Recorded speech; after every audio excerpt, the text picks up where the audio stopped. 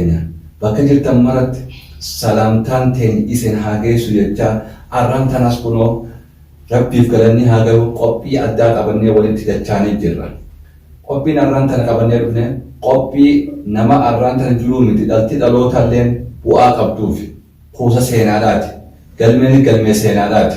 Kanaaf keessummaa keenya seenaa irratti galtee gaaffii deebii isaa wajjin godhuudhaaf affeerrannee jira. Keessummaan keenya Abdii Mahammad Daawud. Qophiin kun ammoo kan irratti daawwattan gama YouTube Ayaa Show irratti hordofuu hin dagatinaa. Qophiin qophii bareedduudha. Waan ajaa'ibaa irraa barattan seenaa Oromoodhaa. Qophii kanarraan tana gartee isin dhiyeessinu woomota akka irra fulleeffattu. Wanni isin irra fulleeffattu odaan faajjii Oromoodhaati walumaan beena. Laakiin Oromoon mukkeen dila kan jiru kana keessaa maaliif odaa filatte? Gaafiin odaan sadarkaa akkam qaba seenaa uummata Oromoo keessatti waan jiruuf keessummaa hiyyarraan bal'inaan isin biraan ga'a. Hanga xumura sagantaa keenyatti isinis nu faana turaan affeerraa keenya. Ogeessi kaameraadhaa fuullee hiyyatti argamu Abduu Naasir Mahammad ta'u wajjin ta'uudha. Anammoo kan qophii kan isin biraan ga'u Boonaa Birraa Balentooti. Keessummaan keenyaas Abdii Mahammad Daawud. Abdii Mahammad Daawud baga nagaan dhufte waamicha keenya kabajjee. Baga nagaan nu eegdan. Egaa arraan tana akkuma beekamu wanni gartee irratti yeroo hedduu naaf Abduu Naasiris waan sirraa hubanneetu jira. Wanni sun waan jabduudha. Dhaloota biraan gahuu qabneenneeti gaanutis irratti dalaguudhaan seenaa uummata Oromoo keessaa odaan isa tokko. Odaa kan uummanni Oromoo oduma jechuudha. Dhaloonni arraa keessaa beeka malee bu'aan inni qabu maali? Sadarkaan inni seenaa Oromoo keessatti bu'aan fi gartee sadarkaan inni hawaasa Oromoo biratti argatee faajjii hawaasa bal'aa uummata Oromoo miliyoona meeqaa kana ta'e maaliif gaafii? Akkasumatti mukkeen hedduutu jira kan umrii yeroo dheertuudhaas qaban. Maaliif mukkeen kana keessaa Oromoon odaa filate? Gaafii dhaloota har'aatiif deebisaa taati jenneeti si affeera. Sagantaa siif kenninee jirra. Kanarratti yaada bal'aa nu wajjin godhuu dandeessi. Galatoomii fayyadee baga naaf affeertan itti seenna karaa gartee gaafii gaafatamte. Jalqaba irratti gaafiin kiyya odaa. Dura irratti. Odaa maal? Bismillahirrahmanirrahim. Alhamdulillahi rabbil alamin. Maqaa rabbiitiin jalqabna. Rabbii gartee asii nu eege. Galanni rabbiif haa ga'u. Obboleeyyan kiyya sabni Oromoodhaa bakka jirtanitti nageenyi rabbii isin bira haa jiraatu. Kan kiristaanaa, kan islaamaa, kan waaqeffataa hundi keessanuu jechaadha. Kanaafuu seenaa qorattee seenaa abbootii teetii hordofuun dirqama. Seenaan bu'uura ilma namaa waan ta'eef jechuudha. Namni seenaa mataa isaa ta'e dandeessi qaba. Aadaa, heeraa fi seera mataa isaa kan danda'e qaba jechuudha. Kanaafuu dhalti teenya dhaloonni dhufaa jiran seenaa isaanii beekuun dirqama ta'a jechuudha. Kanaaf seenaa fi beekuun dirqama. Namni seenaa isaa hin beekne qaama tokko qaama lafee hin qabne jechaadha. Olkee dhaabbachuu hin danda'u hirkannoo barbaada. Namni yoo seenaa isaa beeke yoo rakkatees yoo gabroomees akkatti keessaa bu'u beekaa jechuudha seenaa isaatii fi heeraa fi seera isaa beeknaan jechuudha rakkootu wanta biraatti. Garuu seenaa fi wallaaluun dhukkuba guddaadha jechuudha. Waan kana ta'eef Oromoon seenaa bal'aa qaba. Seenaan isaa seenaa guddoodha jechaadha. Kanaafuu dhalti Oromoodhaa hundinuu seenaa isaanii kana hordofuun dirqama waan ta'eef jecha waan kana laaftutti immaan tana akka gartee namoota keenyaa hunda bira gahan godhuu irratti ammayyaa laaffatee jira jechuudha. Mana keeteessee seenaa ta'e barachuu dandeessa jechuudha. Amma seenaa tana funaanuudhaan yeroo dheertuu ifaajjee dheeraa keessatti waan gartee walitti funaannee hayyoota keenyarraa barreessinee waan kuufne hedduutu jira jechaadha. Miilanumaanuu chaanaala kanarraa argachuudhaan hordofuu walii raabsuu danda'uudha qaban jechuudha dhalti Oromoodhaa. Kanaafuu gama gaafii teenyaa seenna. Egaa hordoftoota keenya egaa hedduun dhaloonni qubee akka jedhanitti seenaan eenyummaa ofii dhaloonni beekuun akka lafee fi fooniitii jedhan. Maal jechuun jiruu fi jireenya ilma namaati. Dhalti namaa tokko hundinuu seenaa qabdi. Dhalti sun seenaa isaa beekuu jechuun inni jiraachuu jechuudha. Yoo inni seenaa isaa hin beekin jiraachuu hin qabu. Kun waan arraan kana irrattis hojjetamuu qabu. Seenaan kaleessa gabroonfataan dho'ise dhaloota qubeetiin har'a ifa ba'uu qabdi kan jedhan hayyuu Oromoo dhaloota qubee Abdii Mahamad Daawuti. Fayyaade abbootiin teenya waan gaarii nu dhiiftee deemte. Kanarratti waan seenaa kanarratti mee jecha Rabbi rahmata haa godhuu fi jannatan isaa kananiisu hayyuu seenaadhaa Sheekh Bakrii Sabaloo jecha isaa tokko yoo fudhanne gahaadhe jeetiin amanaa jechaadha. Waan seenaa kanarratti waan dubbate qabaa jecha maal jee guyyaa jiru homaatti hamaa guyyuma sanii deemee taarika jedhama. Seenaati amachuu. Seenaaf taarikni tokkuma. Taarika jedhama. Seenaan oduu dur himaa. Oduu dur barraan sammuu qarama. Sammuun qaramnaa wahii argama. Ka seenaa isaa hin beeyne biraa dhiisii deemi qushaasha dhumaadhi jechuudha. Namni seenaa isaa hin beeyne qoratee qushaasha dhumaadhi jeetii kaayee jechuudha. Kanaafuu seenaan bu'uura ilma namaati jechuudha. Seenaa lafateetii, seenaa aadaateetii, seenaa sirna keetii barattee barsiisuun dirqama waan ta'eef jechaadha. Ilmaan Oromoo hunda irratti dirqama jechuudha. Kan beekan, kan beeku, kan beekne barsiisee har'a addunyaan laaftutti waliin gahuu dandeenya jechaadha. Dur miilaan fardaan deemanii kan beeku hanga gartee ablee naftanyaa irraa hayyoota keenya qoratanii baasanii kan kaayanii fi kanneen jiranii fi kanneen gartee waa beekan barsiisuun dirqama seenaati jechuudha. Har'a kaarra jiru boruu hin jiru. Kanaafuu dhalaalchisuun dirqama ta'a. Dhalti gartee waan kana facaaftee waliin geessee waliin gahuun dirqama seenaati jechaadha. Waan kana ta'eef odaan akkuma obboleessi Xiyya Boonaan jeetti odaan Oromoon waan filattee qabdi. Mukni hedduu jira jechuudha gurguddaani. Odaan kun Oromoodhaan wal fakkaata. Maqaanis wal fakkaata. Hojiinis wal fakkaata jechuudha. Odaan kun muka haa jedhamu malee muka haaliin garaagaroo guddaa qabu. Oromoon wanni waan kana filatteef odaan numan dubbannee qofa malee nama jechuun hin danda'ama jechuudha. Nama waa beeku jedhamee numa mukaan numan dubbannee malee mukaan hiikkasaa hin jiru jechuudha. Asirratti Wallisaa Sa'iid Muhammad odaa Oromoota jedheeti wallisee odaa muka jedhan malee mukaa miti kan hayyoonni hundi jalatti wal gahu kan Oromoon hundi jalatti wal gahu sadarkaa inni qabu ibsitee jechuudha walleen Sa'iid Muhammad tun. Illee nama salmanaa himaa jirta itti fufiinsi hin jagaafiite. Gaariidha. Odaan durarratti wanni filatameef odaan muka guddaadha, muka bareeda. Tokkoffaa irratti caayaan isaa caayaa bal'oo. Odaan waa 5 qaba. Waa 3 jibbaasi. Shanan inni qabu durarratti odaan muka bal'aa caayaan isaa nama hedduu hammattu jechuudha.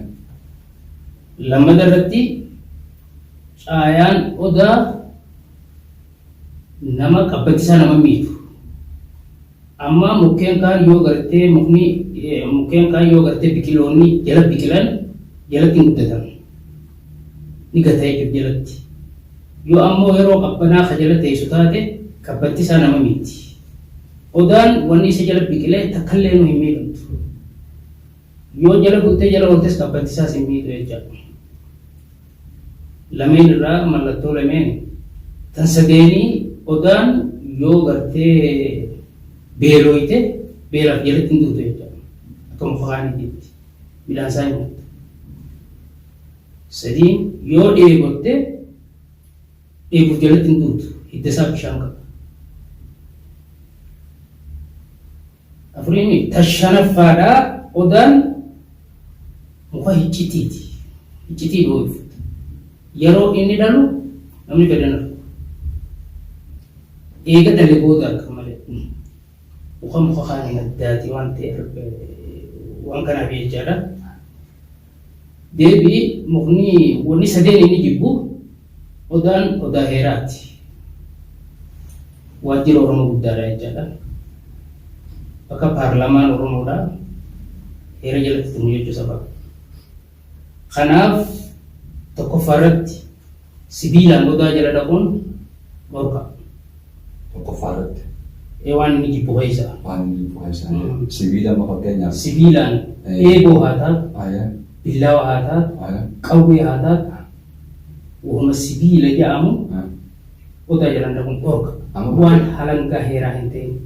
Abbootiin gadaa eeboo fa'aa qabatanii kanaan dhaquun dhorka. Halangaa qofaan deeta. Halangaa heeraa qofaan deeta. Amma maaltu argama hoggaa laallee odaa jalatti sirbuu horii jalatti qalu dhorkaadha jecha. Odaa jalatti horii hin qalan. Takka sibiilaan jala dhaquun dhorkaadha. Kan lamadaa odaa nagayaati. Dhiigan fedhu. Amma yoo nama jalatti jeefte yoo horii jalatti qalte dhiigni jalatti buunaan baan isaa gadda jecha. Ni gadda jechuudha. Ni gadda. Baan isaa gadda jecha. Calaqqisee akka xoolageetti jechuudha. Kanaaf dhorkaadha jechuudha. Waajjira qaluunis. Tan sadaffaadhaa yaa'ii isa jala geessuun dhorka. Yaa'iin akka heera Oromootti gaddacha qabdi. Gaddacha qabdi jechuudha. Gaddacha qabdi jechuudha. Kanaafuu hasadeen kanarraa eegan amma TV irratti kaniin argee diboota jala qalanii kana argaanis bal'inaan yaadda. Akkasitti odaa jalatti amma masalaataaf hanafaa eeboo hanafaa dhorkaadha. Jalatti walli sunoo. Dhorka odaan kan walleetii mi barra. Ka heeraati barra. Ka heera sirna gadaa qofa. Ka heera sirna gadaati jechuudha. Akkaataa sirna bulmaata Oromoodhaa ichi jalatti heera guutamuu qabu guutan, ka hir'isuu qabu hir'isan, akkaataa bulchiinsaatti, akkaataa gartee biyya tanaa ittiin tajaajilan irratti caffuma jechuu dandeenya. Caffee gadaati. Caffee gadaati. Gadaa jechuun sirna gadaa hoggaa jenni gadaa jechuun. Nagaa jechuudha. Gadaan nagaya. Nagaya. Odaanis nagaya jechuudha. Oromoonis uummata nagayaati. Waa sadeen kanaaf wal qabatee jechuudha. Waa sadeen kanaaf gartee waan kana akka beekan namoonni keenyaas akka qorannee agarree hayyoota keenya kan irraa qorannee sirriitti jechaadha waan kana dhala teenyaaf hambisuu irratti kanneen gartee amma gaawwanni seenaa kanarraa kan ilbuudhaan jira irra biraa godhuufi dura irratti sooressa jaarraa abbaa gadaati jechuudha. Bal'inaan waa hedduutu jira kanaaf fuulduraaf itti aanaa jechaadha. Guyyaa gartee Oromoon odaa maaliif filattee mukkeen kan keessaa waan jedhamu irratti gaagaabii dhiyaatti deebisuudhaa fi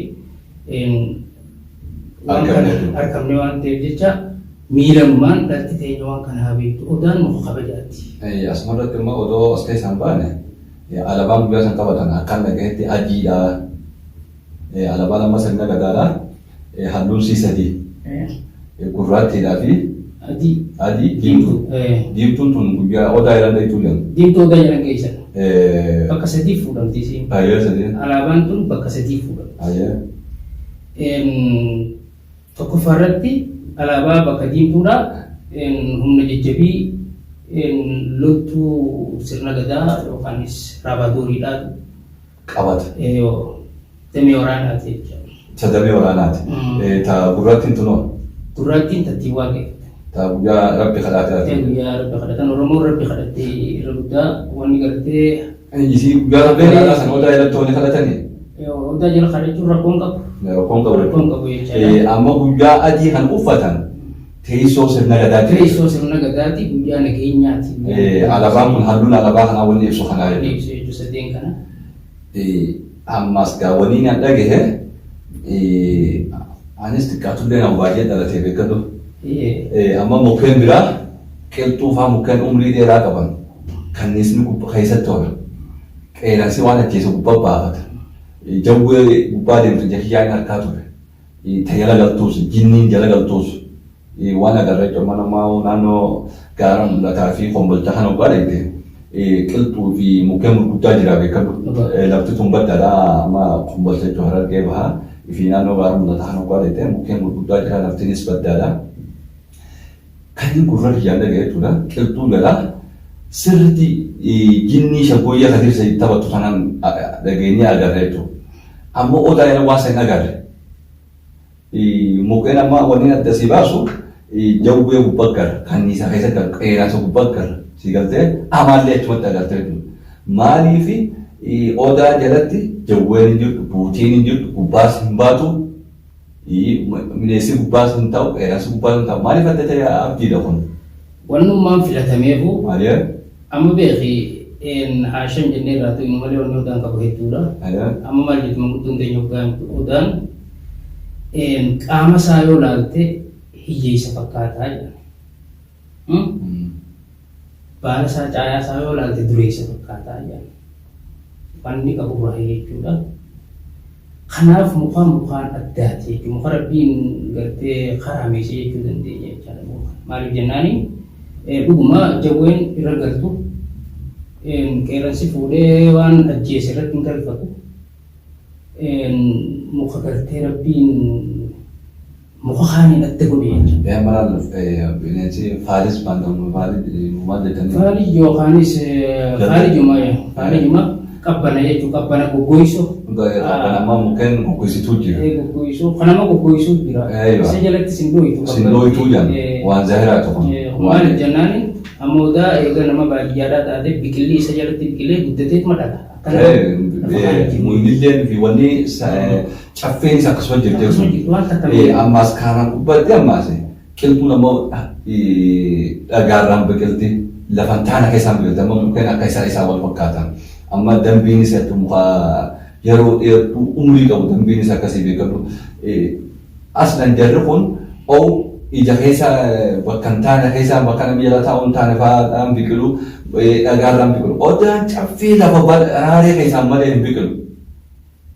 Maaliif jennaani inni kun tulluu irratti hin biqilu dhugaadha. Raaree lafa michooyitu biqilaa jechuudha. Kun bar waajjira Oromoon dur galma waajjirrisi odaadha jechuudha. Kana mul'isa jechuudha. Kana mul'isa jechuudha. Kanaafuu muka kaanii gaddaati inni lammaa fakkeenyaaf amma gaafa mirgi teenyaa fi aadaan teenya sarbamtu sirna naftanyaatti sarbamtu wanni jedhan noggaa gartee afoolaan kaayan jechaadha. Yaa odaa odaan kabultumi yaa dambii ati hogostamii jedhan. Bari hama dhufee dambiin guyyaa helte fi bakka hin qabdu odaarraan biqiltee jedhan. Kuma lama gaaffiin xiyyaa una deebite wanni dambiin amma dhagumarraan biqilti yookaan mukarraan biqilti yookaan qilxuu kana fa'aa keessaan biqilti bakka qabdu jechuudha. Odaan kabultum tahuu nutti himanii jiran jechuudha. Himanii jira jechuudha odaan Oromooti. Oromooti jedhanii. Bultii jala bultee jechuudha jala bultee jala bultaan geerasii xumuratti jalaan galtu jechuudha odaan Oromooti. Kanaaf gaafatee jechuudha afoolaan kaa'ee yaa dambii ati hogostamii jedhe. Kana gaafa bari hama dhufee sararratti guutumatti sirna Oromoodhaa bakka hundaa mancaasee miti. Kanaaf Oromoo biratti odaan kun waan jabaadha. Miilalmaanuu Oromoonni hundinuu akka beekan bakka garteen duraa irratti illee beektonni hedduutu jira. Akka gartee gumaachan beekumsa isaaniitiin cinaa dhaabbatan bilbila keenyallee yuutuubuma keenya gubbarratti harkatanii nuqunnamuu danda'an jecha bakka tokko gurra kanuu sirreessan maal jennaan haga beeynu himne hagi beeynes hedduudha jecha. Gabbaafne bal'inaan hawaasa biraan geenyuuf yoo hir'ina qabaattee fi bakki itti guutaa jiraatte isaanirraas gartee burqaa beekumsaa kan akka qooddan. Oromoon heerin guutamu jirti. Heerin guutamu jirti. Oromoon heerin guunne banaa dhiifte. Kanaafuu heerin guutamu akkasuma wanni dura haftee hedduu ta'uu mala. Odaa jiisaa malee jedhan. Odaa jigaati. Odaa jigaa. Odaa jigaa kun odaan kun dheeraadha seenaansaa kana fuulduraaf yoo rabbi jee bal'ina waan akkaataa inni irra jigees bal'inaan himna jechaadha. Waa'ee odaarraa waan itti nu dabaltu ni qabna. Amma waan odaan qabu asumarratti xumurree yoo rabbi jee sagantaa biraatiin walitti kan dachaanu taa'ee jarmaa jennaan seenaa teenya seenaa bal'oodha. Oromoo nama taarika qabu. Taarika sii kana namni dubbatu kollee ni jiru jechuudha. Egaa daawwattoota hordoftoota keenya hayyuun dhaloonni qubee akka jedhanitti walumaan dhageenya odaa jalatti horiin hin qalamu jedhan eeboo waraan mancaa kunis hin dhaqamuu dan. Odaan akkuma beekamutti marii sirna gadaati. Kijibniinis jalatti hin haasawamu. Gumaa fi kunis jalatti hin haasawamu. Wanni odaadhaan dhiyaatu waa'ee nagaa qofa. Kan amma bara amma jirru kana keessatti argaa jirru horii odaa yala qalu waraanaan odaa yala dhabuu waan adda addaa agarraa jirra kunis hir'ina irra. Akkuma dhiyeenya kana muummeen keenya ministeerri jedhanitti egaa hayyoonni afran qal'oo yookaan warreen akka Adam Haruun biyya gadhiisanii deeman dhiirti qalamshiishaan dhaabbachuun argamtee jiran kun waan zaahiraati. Aadaan tan dubaraatis kophaadha, tan dhiiraatis kophaadha. Hundinuu mallattoo adda addaa qabdi. Aadaanis ulaagaa if danda'e qabdi jechuudha. Akkuma hayyuun keenya dhaloonni qubee nuun jedhanitti odaa waan silaa jalatti godhamuu qabuu fi waan inni dhibbuu fi waan silaa gartee isa jala godhamuu hin taanes adda nu baasee nu biraan gahee jira. Egaa daawwattoota hordoftoota keenya egaa qophiin keenya har'aan tanaa waa'ee odaa irratti fuulleffatti seenaa odaan qabu hayyuun dhaloota qubee Abdii Mahammad Daawud nu biraan gahe kutaa tokkoffaa isaa asuma irratti qoolan ogeessi kaameeraa fuullee keenyatti argama Abdinaasir Muhammad waliin ta'uudhaan boonaa birraa qophii kana Abdii Mahammad waliin gaafii deebii godhee kanarraa asuma irratti raawwanne nama torbaanii nu haa taasisu. Torbaanis akkuma waada isinii seennetti qophii biraatiin kan walitti deebinuu ta'a. Nagaatti isiniin jenna horaa bulaa.